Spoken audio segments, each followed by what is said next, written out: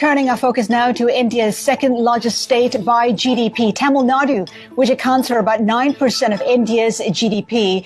It recently emerged from elections with the new DMK government at the helm, and in about 2 months' time, the new government will present an amended budget. Let's discuss how with Tamil Nadu's Finance Minister Palanivel Thiagarajan, who joins us exclusively from Chennai. Dr. Rajan, good to have you with us. First of all, give us a sense of how the state has been impacted by COVID. Quantify it for us.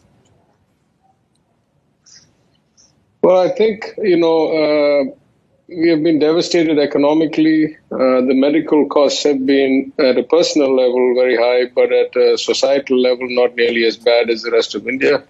We had a better medical infrastructure than most, from number of doctors per capita to hospitals to infrastructure. But like every other part of the world, our economy has shrunk for the first time in decades. And we are trying to cope as best as we can with the second wave that is many times the magnitude of the first wave. And we seem to be on the cusp of getting it under control.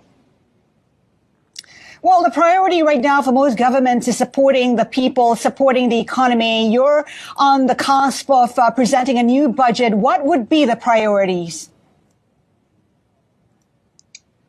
Well, I think the important thing for politicians is to marry your economic philosophy with your political philosophy. And in our case, that has always been one of social justice and financial inclusion. So from that perspective, unlike some other state governments or the union government, we have focused a lot about getting cash into the hands of the poorest, weakest sections of society, the unorganized sector that has been disproportionately affected, and to bring demand back up. Now, there are different theories of how one should proceed in such circumstances, but our economic and our political philosophy dovetail when we say try and get demand back up and get spending power back into the hands of the people that have been affected most. So that will reflect in the amended budget. As you know, an original budget or interim budget was already presented by the outgoing government, and we have to amend it. Dr. Rajan, would you be looking for new revenue streams to meet some of these COVID-related expenses? Your government has stakes in companies like Titan, Ramco Cement. Any interest in selling your stake there? Yeah, I think we have a structural problem that I've been talking about as an opposition legislator for 5 years, that our revenues as a percentage of our GSDP have dropped dramatically from somewhere around 10.5 states-owned revenues and about 4% in our share from central taxes. We are now down to about 7% in our states-owned revenues and 10.5 and 3.5 or 3 from the central government to the union government. So we have a structural problem that we need to fix. Of course, we need a one-time kind of, restructuring of our debt because the interest burden has become so high. I'm not as worried about the debt burden because we are a large state. We have enormous assets. The state is the biggest owner of land. And as you say, there are easily liquidatable, market valuable assets that we can exit in very efficient and scale transactions if we need to. But my concern is about fixing the structural problem so we don't have this vicious cycle. We have now reached a point in the last 5 years where we are borrowing to cover revenue deficits, and not just revenue deficits, but actual non-discretionary costs like interest payments and salaries. And that is something we cannot sustain. And we will not use asset sales as a substitute. It is only a one-time thing for restructuring. We need to fix the plumbing first. Of course, that's hard to do in the middle of a pandemic, but we will focus on that for the next 5 years of our term. So how do you improve your liquidity then? I mean, you mentioned that is an issue for the state. If it's not borrowing, what are certain plans that you have for fundraising? No, I don't think I ever said that liquidity was an issue. A large state like us has almost infinite access to borrowing. We are only at about 25.5%, 26% debt to GDP. So we are a good credit. We are the single largest investment destination for most of the development agencies, both national and multinational.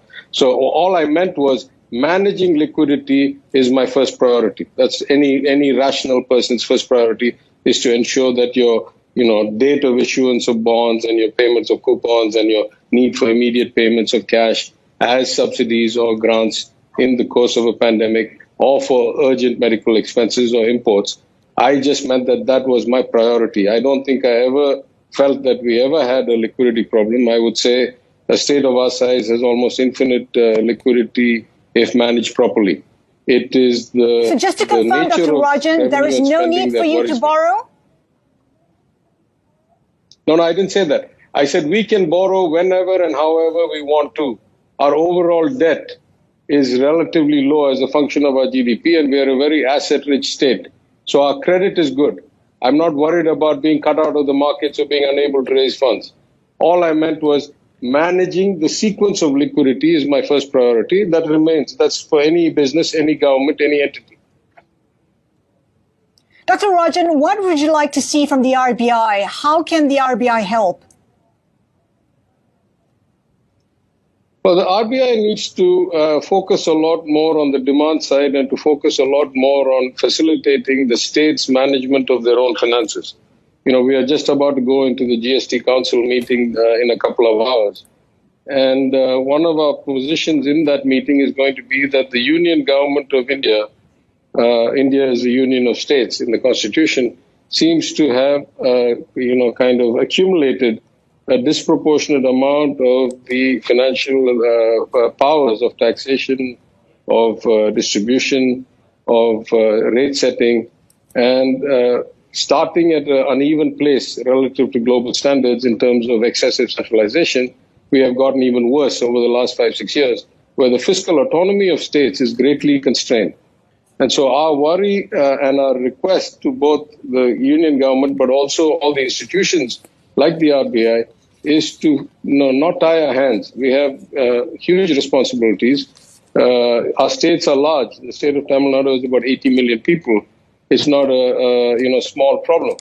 So when you devolve responsibility down to the states, and that's the only way you can execute, even the so-called central schemes cannot be executed by central government officers or contractors. They get done in the states. So this disparity between execution responsibility falling on the states, but fiscal authority going up to the union is something that we want to see, fundamental change in. And you mentioned about the states and their response. How do you think the response of states like yours to the pandemic will affect investments by multinational companies? Do you think that their decisions will be guided by what states what they do and how they handle this crisis? Well, as you know, at some level, the sovereign credit rating and the sovereign financial standing kind of shade all of us. At some other level, Tamil Nadu has always been the number one destination state, certainly for multinational agencies like the World Bank, the ADB.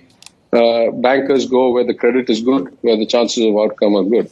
And decades of our social justice politics and inclusive politics that we call the Dravidian model have clearly kind of resulted in a workforce, infrastructure, a kind of framework that makes us an attractive destination. For example, we have probably the highest percentage English-speaking, college-educated workforce in India as a percentage of population, plus we are a large state. So in that sense, I'm not as worried about investment in the bigger picture. I worry about short-term kind of balancing things and ensuring that we don't stop infrastructure investments, stop laying the groundwork for future investments by global corporates and by our own MSME sector. But I'm much more worried about the medical health consequences and the redistributive problems of a pandemic. Dr. Every Rajan, disaster, every pandemic inherently exacerbates inequality. We have to leave it there, Dr. Rajan. I'm worried about that. I'm not worried about... Tamil Nadu Finance Minister Palanivel Thiagarajan. Plenty more ahead. Keep it here with us. This is Bloomberg.